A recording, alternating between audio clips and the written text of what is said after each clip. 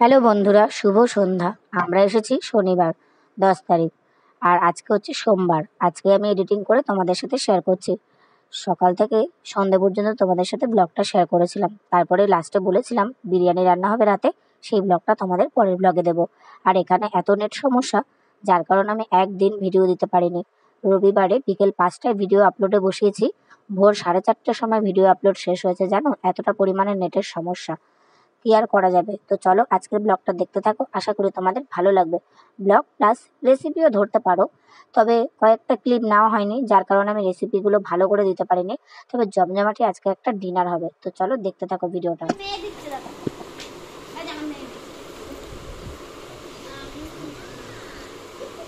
এই স্প্রাইটটা নিয়ে একটু রাখ না, গিফট তোমাকে একটু পরে খাচ্ছি না। এটা এত কষ্ট করে করলো তোমার বউ, তাড়াতাড়ি করে দিল না। আসলে একটু চুমা খাই।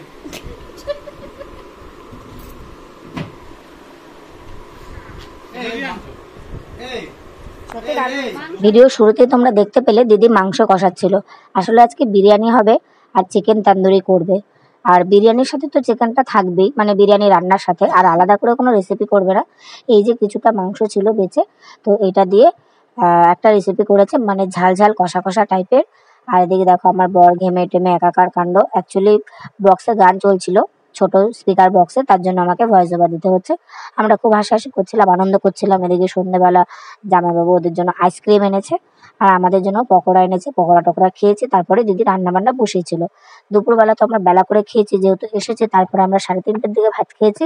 তারপর সন্ধ্যাবেলা চাটা খেয়ে নিয়ে তারপরে দিদি রান্না করতে বসেছে। আমিও দিদির সাথে একটু কিছু কিছু হেল্প করছিলাম, যতটা দরকার আর কি।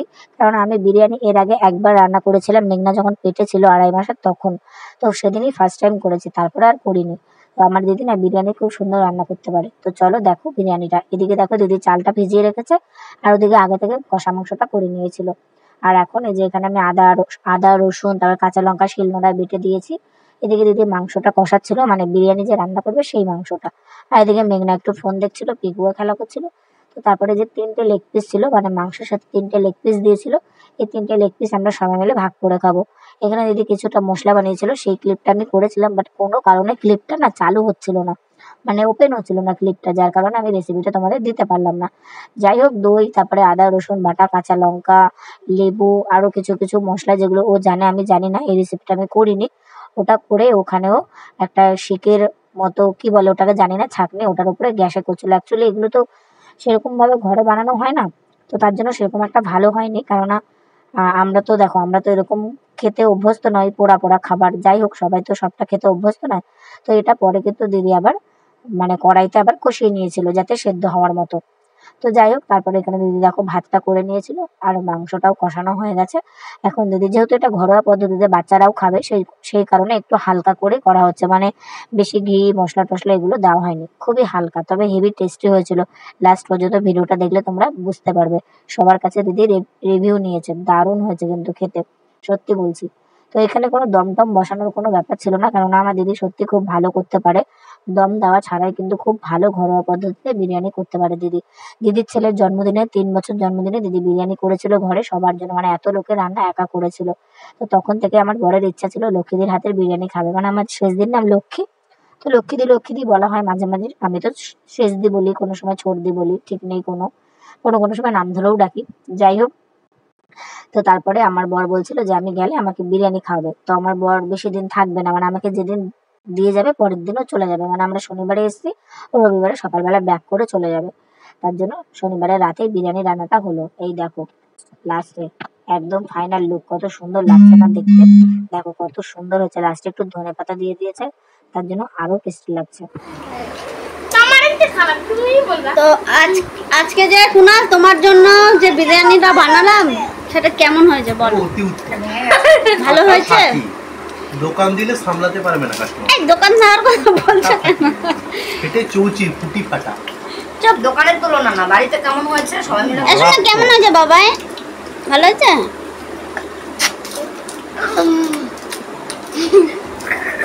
এই যে আমার শুনো, কেমন হয়েছে বলো? হেভি হয়েছে, দারুণ আছে, দারুণ। মেঘা, এই মেঘা, ওটা না বিরিয়ানি ভালো হয়েছে, সুন্দর হয়েছে।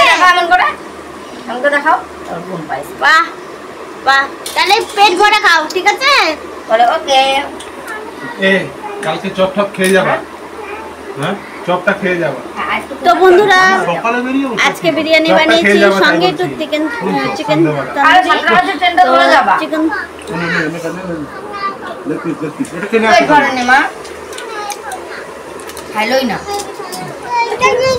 তো বন্ধুরা এখন আমাদের এটা লাস্ট ক্লিপ, আমরা এখন খেতে বসেছি। দেখো এখানে চিকেন তন্দুরি করার পরে আবার একটু মশলা দিয়ে মাখানো হয়েছে। তো আমার দিদি পুরো রেসিপিটা করেছে, দারুণ হয়েছে, জাস্ট ফাটাফাটি ঘরোয়া পদ্ধতিতে বিরিয়ানি। দেখতে পাচ্ছ হাঁড়ি শেষ হতে চললো। এই যে আমরা সবাই খেতে বসেছি। আমি আর মেঘনা এক পাতে নিয়েছি, আমি আর মেঘনা খাচ্ছি। মা কেমন হয়েছে জোরে বলো।